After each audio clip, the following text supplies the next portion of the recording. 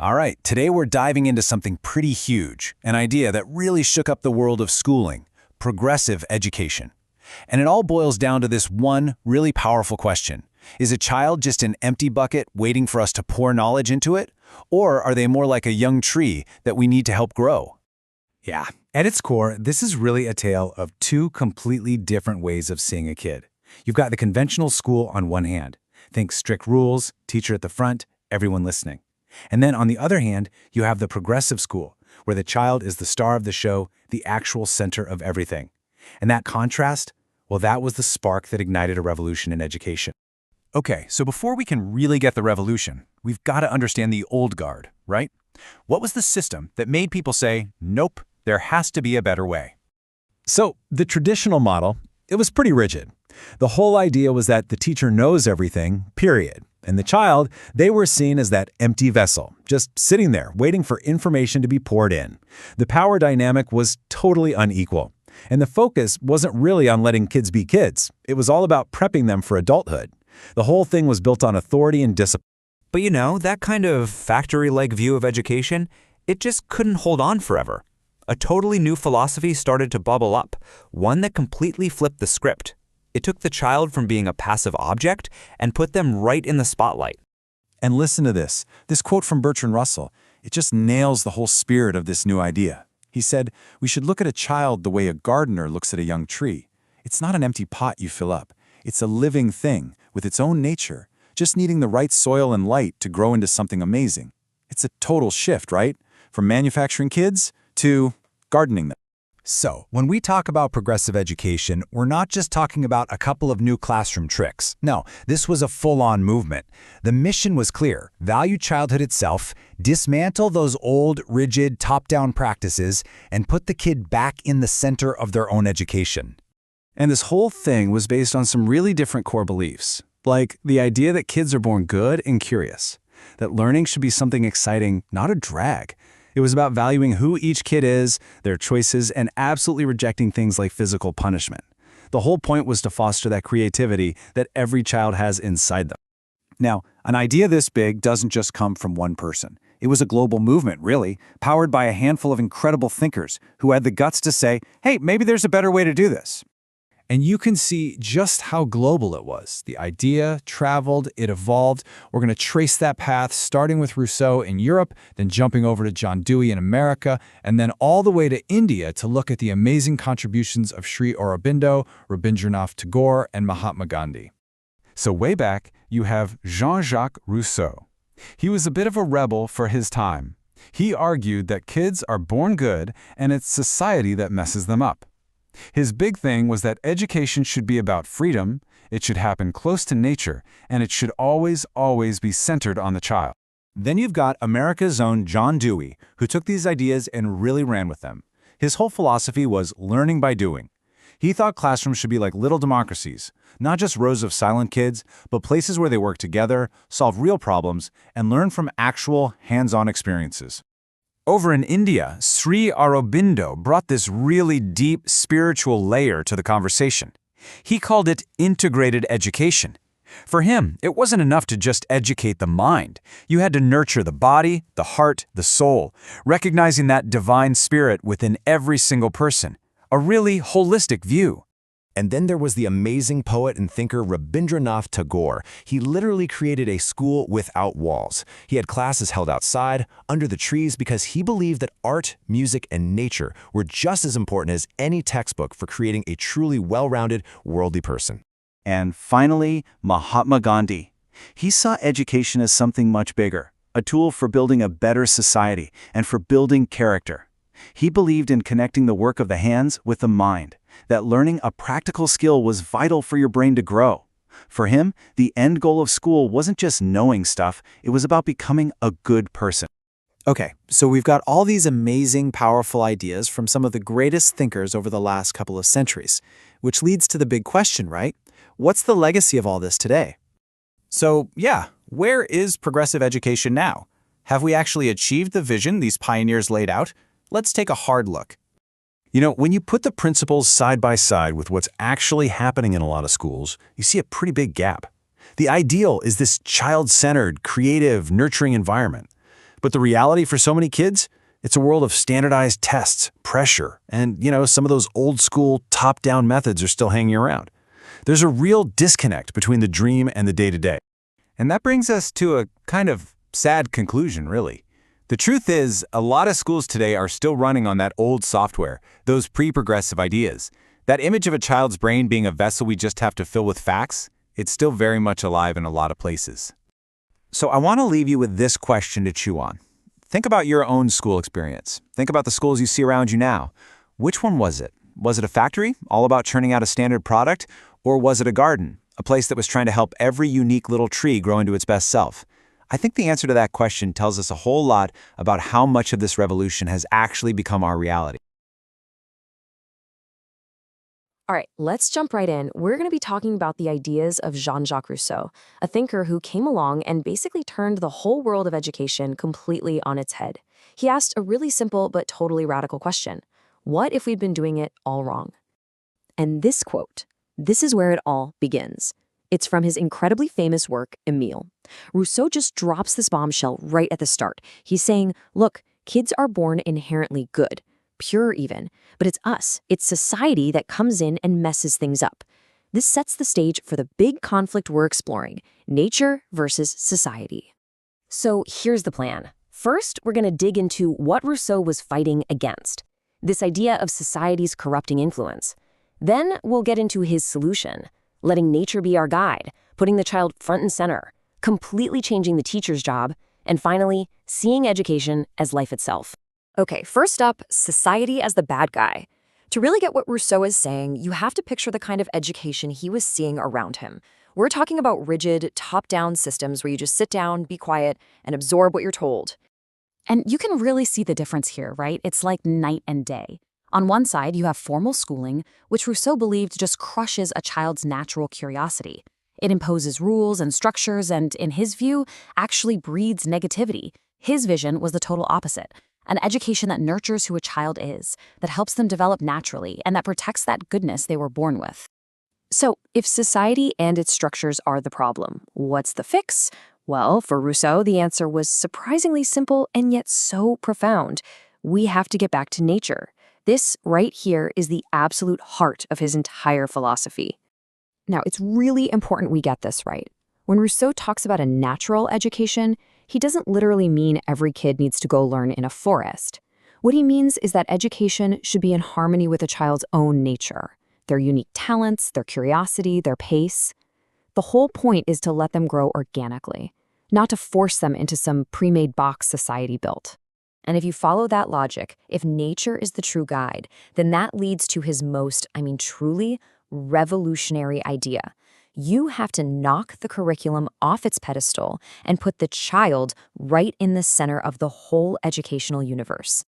So, get this. For Rousseau, kids are not these empty little buckets that you just pour information into. No way. They are active participants. They have to build their own knowledge to really own what they're learning. And how do they do that? Not by memorizing notes, but by doing, by living. Through direct, hands-on experience, that is the real teacher. And this brings us to a huge question that educators still argue about today. What is school actually for? Is it a place where you just download a bunch of existing facts? Or is it a place where you learn how to build your own understanding of the world?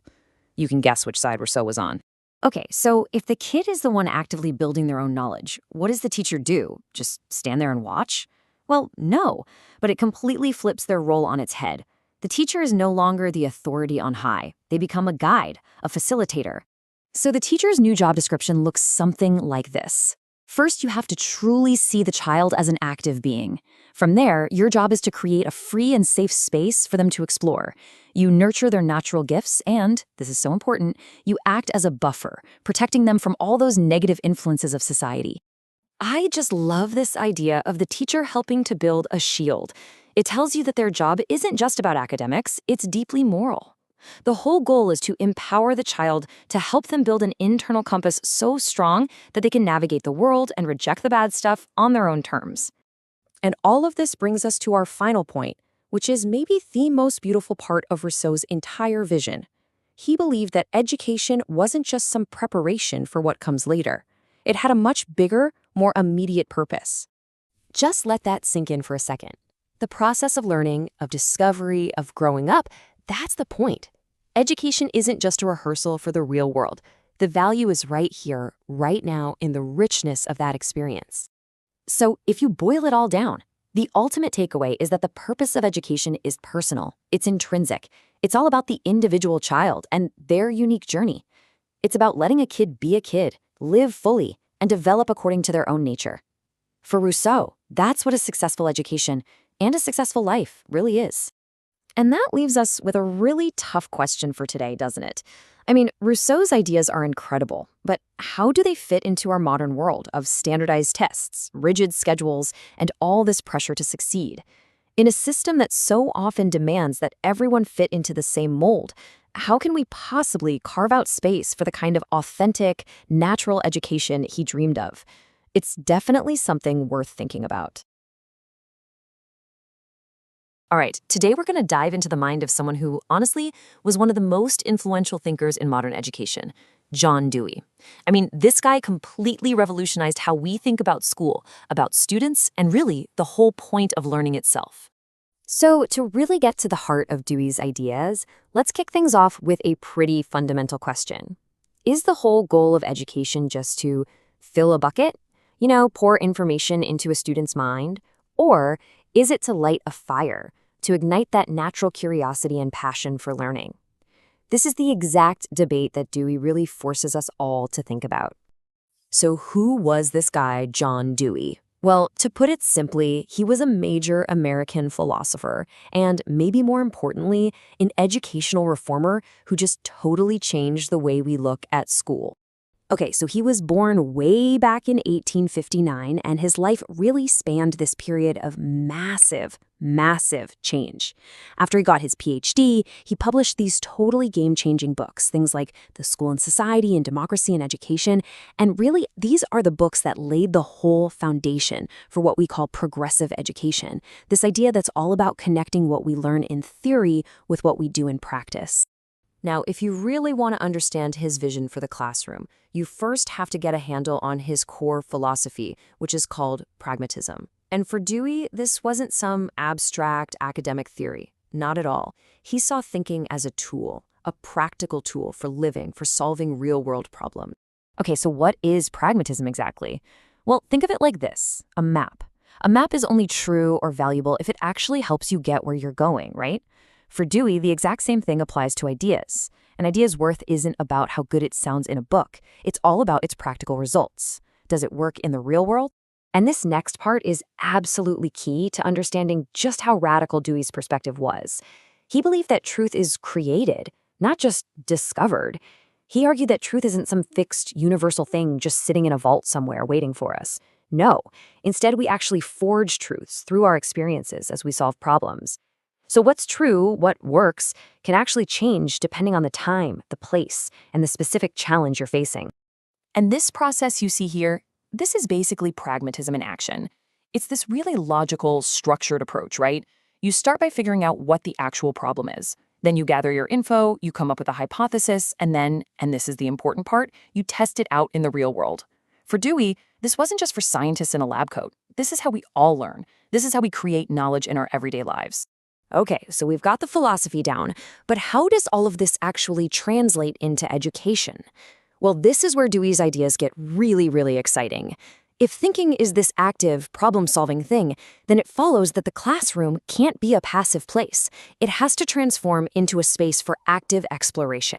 And this comparison right here, this is everything. The old traditional view saw a child as a blank slate, right? An empty vessel that you just pour facts into. But Dewey, he saw something completely different. He said a child shows up to school already an intensely active being, just buzzing with curiosity, ready to talk and build and figure things out.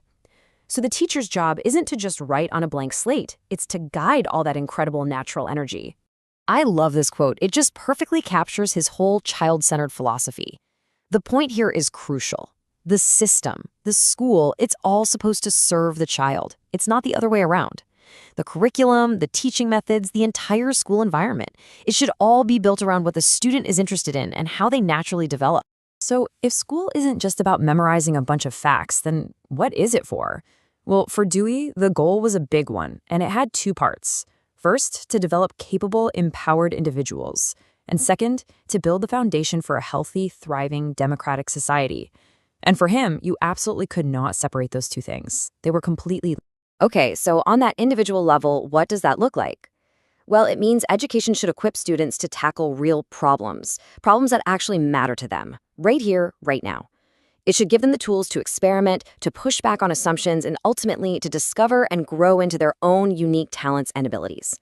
But for Dewey, like we said, individual growth was only half the equation. Education has this huge social responsibility too. It has to prepare students to be active, contributing members of society. And this includes developing what he called negative morality, which is basically, the self-control not to hurt other people, and positive morality, which is the drive to actually go out and make your community better. And it's that combination that nurtures the values a real democracy needs to survive. So what does all of this boil down to? Where does it all lead? Well, it leads to Dewey's most lasting legacy, the idea of the progressive school. See, Dewey looked at the schools of his time and he saw a huge problem. They were like these ivory towers, completely cut off from the real world, from real life and work. They were teaching subjects in a total vacuum, and they were failing big time to give kids the skills they would actually need to go out and navigate the world. So his solution was pretty radical. Tear down those walls.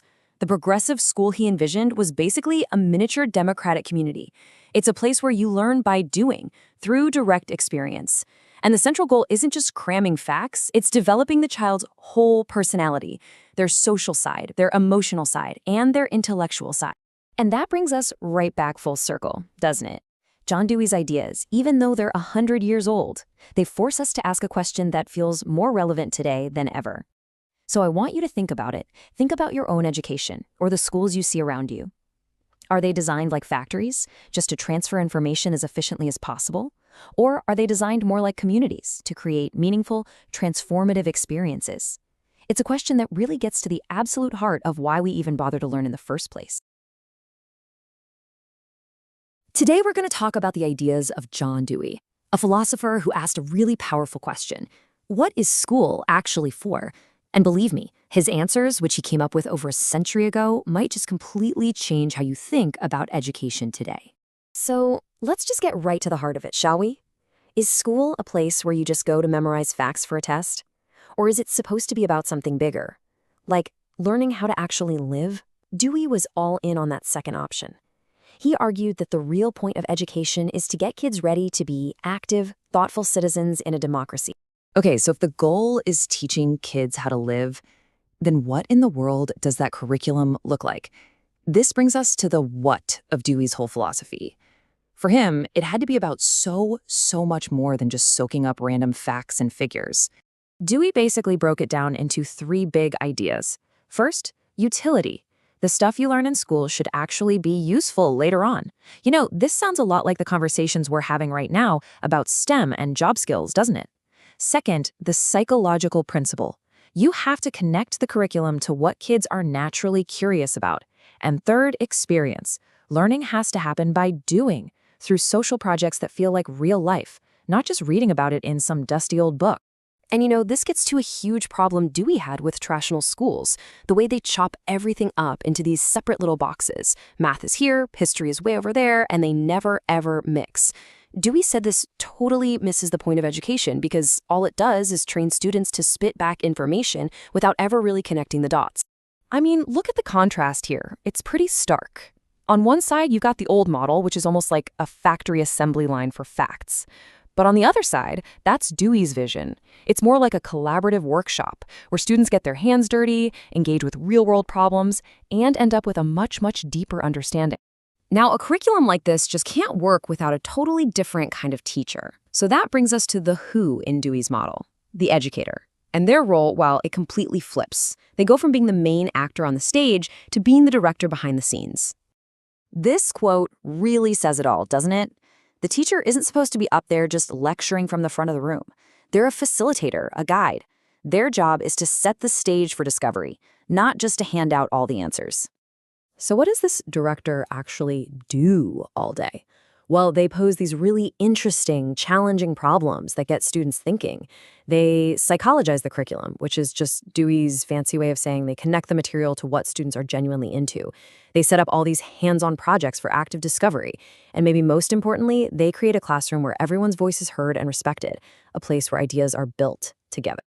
So we have the what and the who. Now let's talk about the where. Because for Dewey, the school itself, it wasn't just a building where you learn stuff. It was supposed to be a miniature society, a practice ground for life. Dewey had a great name for this, a cooperative community. The idea is that the school should be a living, breathing model of the society we want to live in. It's where kids learn the ropes of being responsible, collaborative, democratic people, not by reading about it, but by living it, day in and day out. So what does a school like this actually look like? Well, first off, it's a social institution. It's focused on the well-being of the entire community, not just how well one kid does on a test. It's a place that blurs the lines between the classroom and the real world, partly by offering practical vocational education. And above everything else, it has to be democratic to its very core, teaching students that essential skill of balancing what they want as an individual with what the group needs. All of this brings us to the biggest question of all, the why. Why go through all this trouble to completely rethink education? What's the ultimate point? This is the real heart of Dewey's entire philosophy. Okay, here's the bottom line. For Dewey, the end goal of education isn't just about getting a good job or high test scores. It's social progress. The school is the single most powerful tool we have to shape citizens who can build a better, more just, more democratic future for everyone. It's where the character of a nation is really formed, one student at a time. And that leaves us with a pretty big question for today, doesn't it? Dewey laid out this incredible vision more than 100 years ago. When you look at our schools right now, what would it really take to turn them into those miniature democratic communities he imagined? What would have to change? It's definitely something to think about. So today, we're going to talk about something really different. We're diving into the vision of an Indian philosopher named Sri Aurobindo, who had this totally radical, holistic idea about what education should be. He saw a way forward that wasn't about rote learning or just passing tests, but was really about the complete development of a human being. I mean, really think about it for a second. Think back to your own school days. Was it all about genuine understanding and, personal growth? Or did it feel more like a frantic race to memorize a bunch of facts just for the next exam? It's a feeling a lot of us share, and it's the exact problem Sri Aurobindo was talking about almost 100 years ago. Yeah, he had a great phrase for it. He called this system we're all so familiar with one of straining and cramming. It's where students are just pushed and pushed to study, mostly to avoid getting in trouble or to pass that one test. But for him, that completely, totally missed the entire point of learning. He was arguing for a complete overhaul, a system that felt natural, easy, and actually worked. So what was his big idea, his alternative? It wasn't just some small change. Aurobindo basically wanted to redefine the entire purpose of education, shifting the focus away from the external world and putting it squarely on our inner world. And boom, this quote just says it all. For him, the end goal wasn't getting a great job or climbing the social ladder. Nope. It was the discovery and the growth of your soul. Education was supposed to be a spiritual journey, a way of bringing out the perfection that he believed is already hiding inside every single one of us. Now, to get there, Aurobindo created this framework called integral education. And the whole thing is built on this really specific understanding of what it means to be human. And he breaks it down into 5 key parts. So let's get into what those are. 5. Remember that number. It's the absolute foundation of his entire educational philosophy. He believed that for any education to be truly complete, it had to nurture 5, not 1 or 2, but all 5 of these core aspects of our being, all of them working together in perfect harmony. So here they are, the 5 pillars. You've got the physical, that's our body, our senses. Then the vital, that's all about our emotions, our impulses. The mental, which is our ability to think and reason. Then you go deeper to the psychic, our inner soul. And finally, the spiritual, our connection to everything, to a universal consciousness. He saw them as developing in that order, but also as things that support each other our whole lives. What's so amazing when you see it laid out like this is just how complete it is, right? This is not just about being book smart. Physical education is literally about perfecting the body, Vital education is about training your emotions. Mental education develops your reason. And then psychic and spiritual education, well, they guide us toward our truest inner self and our place in the universe. It's a totally integrated map for human growth. Okay, so knowing what you need to develop is one thing, but how in the world do you actually do it? Aurobindo gave us 3 really profound principles for what he called true teaching. And let me tell you, these ideas completely flip the old school role of the teacher upside down. I know, that sounds like a total contradiction, doesn't it? An education philosophy that starts by saying nothing can be taught? But what he really meant was that you can't just pour knowledge into a student's head like they're an empty bucket. The knowledge, the potential, it's already in there, just waiting to be woken up. And that's the key difference. The teacher's whole job changes. They're no longer a taskmaster forcing information on you. They become a helper, a guide, someone who just suggests different paths. They don't give you the answers, they show you how to find the answers for yourself, helping you bring out what you already have inside. This leads right into his second principle. And wow, look at the language he uses here. He believed that the common practice of forcing a kid to learn in one specific, predetermined way was barbaric and ignorant. It shows absolutely no respect for the kid's own individual nature. And he used this beautiful metaphor. A child's mind is like a plant. You can't hammer a rose into the shape of a sunflower. It just doesn't work. Your job as the guide is to provide the right environment.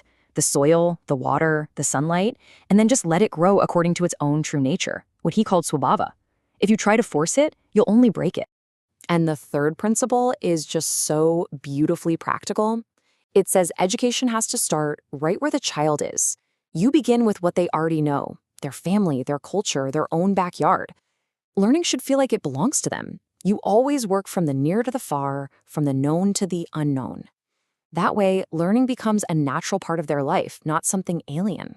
So, after all of this, these 5 dimensions, these 3 principles, what's the point? What's the ultimate goal here? Why does this kind of holistic education actually matter in the big picture? Well, the purpose of what Aurobindo called a living education is massive. It's about bringing out every last bit of potential inside a person. It's preparing them not just for a career, but for the entire messy, beautiful scope of human life. It's about helping them find their right place in their community and with all of humanity, all part of a journey toward total perfection. And this is the ultimate vision. The goal isn't waiting for some other life or some other world. It's about creating a divine life right here, right now on Earth. For Aurobindo, education was the #1 tool for making that happen, for fulfilling the life of the spirit right here in the material world. We have to remember this. Aurobindo truly believed that every single child is born with this unstoppable curiosity. They're natural scientists, investigators, analysts, always asking questions. And the job of education isn't to stamp that out, but to use it, to guide that curiosity toward an understanding of the world and eventually of themselves. So I'll leave you with this to think about. If every child really does start out as a natural-born inquirer, what happened to us? What are the deep, important questions about life, about purpose, about who we are, that our own education, with all its focus on cramming and tests, has slowly taught us to just stop asking? When you hear the name Rabindranath Tagore, what's the first thing that comes to mind? Probably the Nobel Prize-winning poet, right? Well, it turns out he was also a pretty radical thinker when it came to education. His ideas completely challenged the way we think about the purpose of school. Today, we're going to dive into his vision for an education without walls, one built on freedom, nature, and a really deep sense of our shared humanity. So let's just start with this question, because it's right at the heart of everything Tagore believed. What if the main goal of school wasn't just to get you ready for a career? What if it was for something way, way bigger? This is the very question that pushed Tagore to rethink education from the ground up. All right, here's our game plan. First, we'll get into the story of a genius who, believe it or not, hated school. Then we'll unpack his sharp critique of the system he grew up in. After that, we're going to explore his amazing alternative, learning in nature and freedom, and figure out what he thought the true purpose of education was.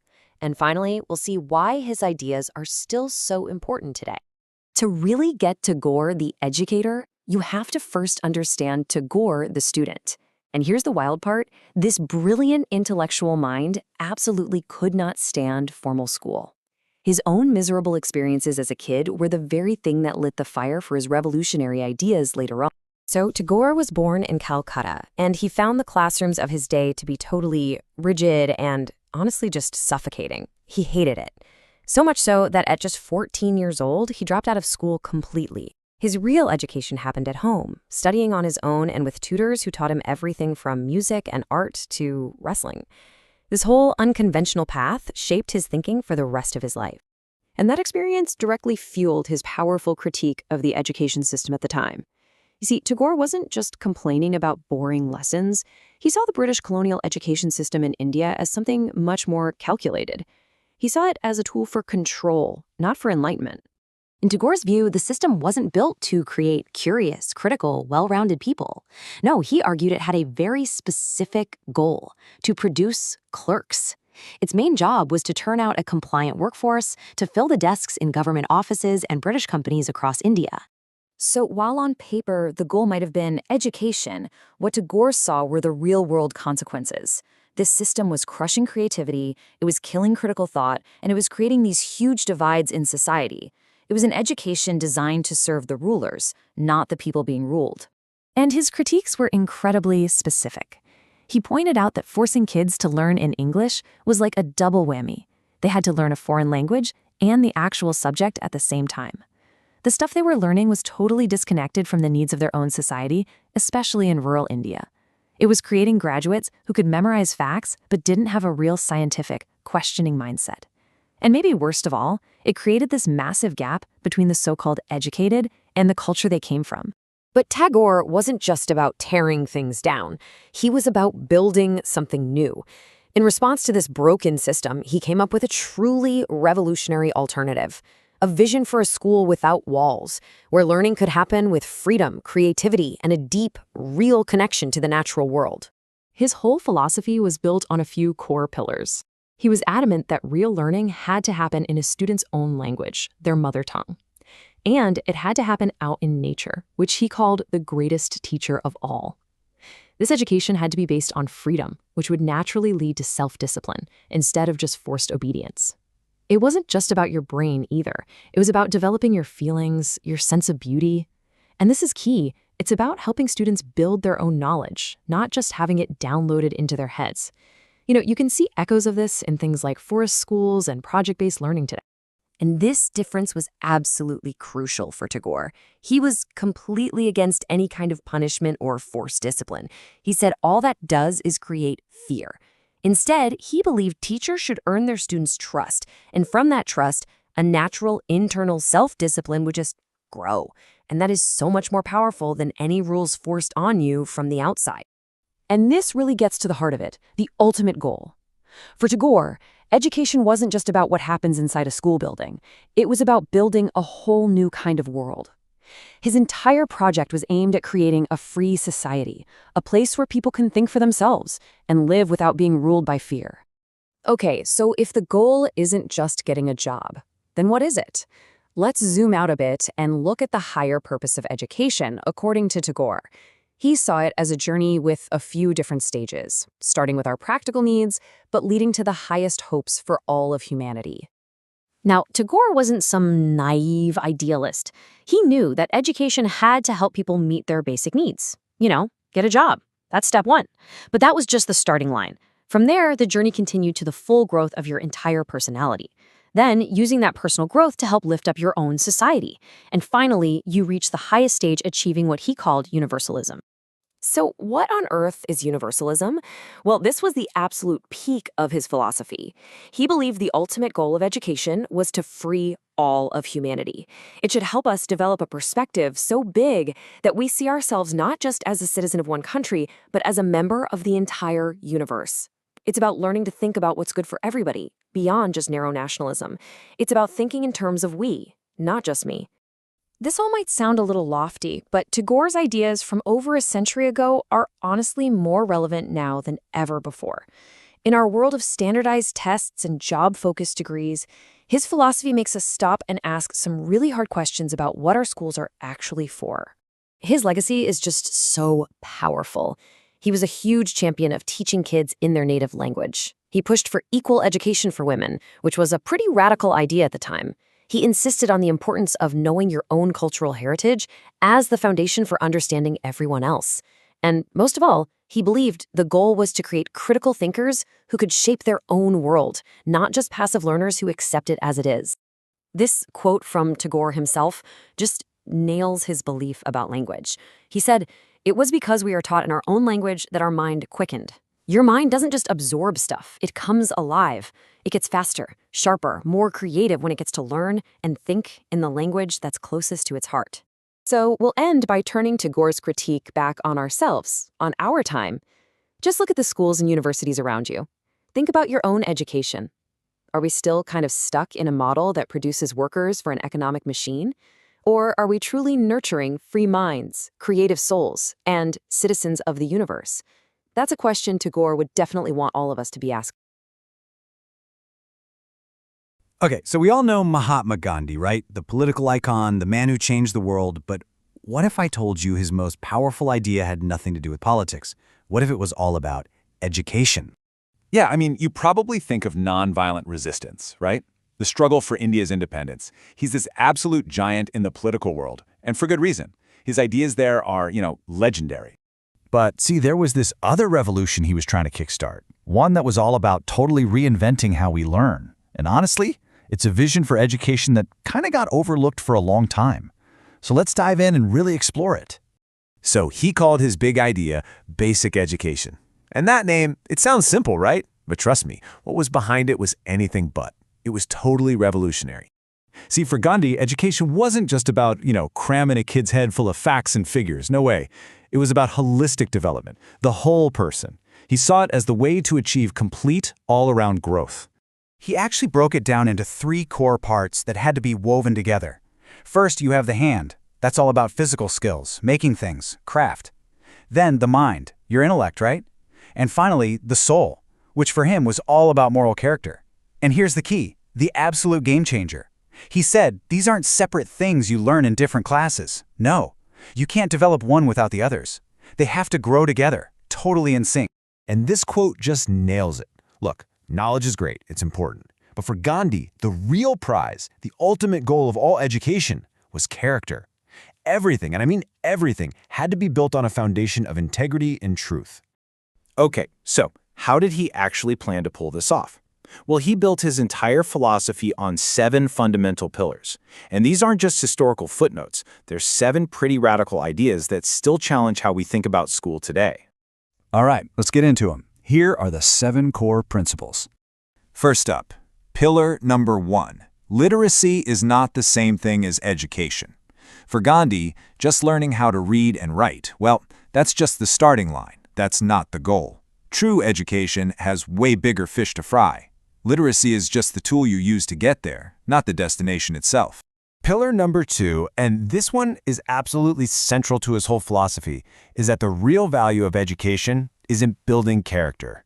It's all about developing that inner moral compass. And he believed this was infinitely more important than just, learning a skill to make money.